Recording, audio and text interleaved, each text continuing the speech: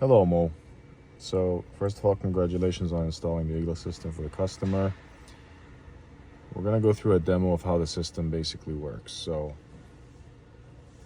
it comes with two fobs to be used for service mode primarily. That's what IGLA Canada recommends. So for now, I remove the battery from it.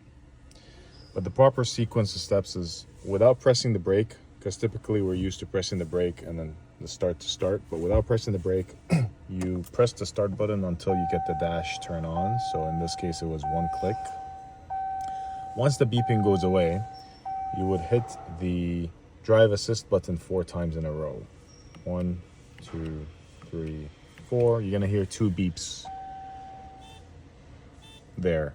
There won't be any indicator lights here because it's a 2025, so the software doesn't have that. Once you hear the 2 beeps, that means the IGLA system is disarmed. You can now hold on to the brake and start the car.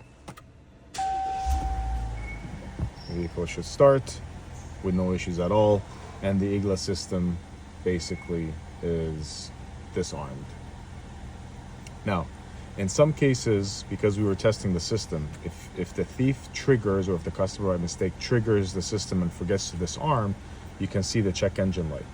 But after a couple of attempts of trying it normally, the car will realize, okay, everything is normal, it self-clears.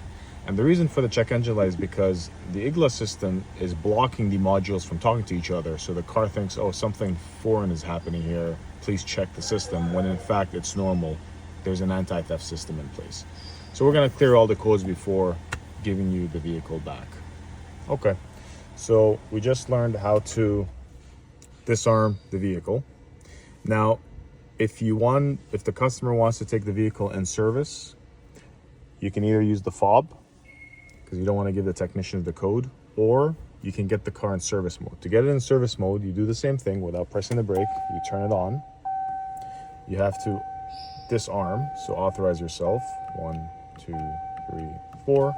You wait for the 2 beeps. And then for service mode, you don't start the vehicle. You hit the rear right window button 5 times upwards. 1, 2, 3, 4, 5. You're gonna hear 5 beeps for confirmation.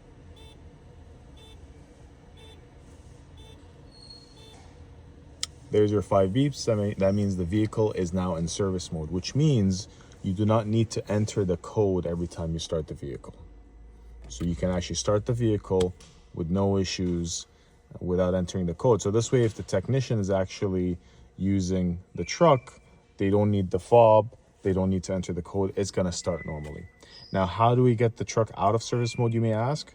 Basically what it is when the customer comes back to pick up the vehicle, if they turn the ignition on and then you authorize yourself, it gets the system out of service mode, and now you have to enter the code every single time. The same steps, without pressing the brake, turn on, hit this 4 times, it gives you the 2 beeps, it's out of service mode. Another way it goes out of service mode is if, God forbid, a thief steals the vehicle off the lot of the dealership. If the truck drives over 50 kilometers per hour for over 15 minutes, it automatically gets out of service mode. So the next time the vehicle stops and shuts off, you need to enter the code to be able to drive the truck. All right, that's pretty much it. If the customer is interested in changing the code, you can let us know. There is a series of steps, or they can come to us and we can help them.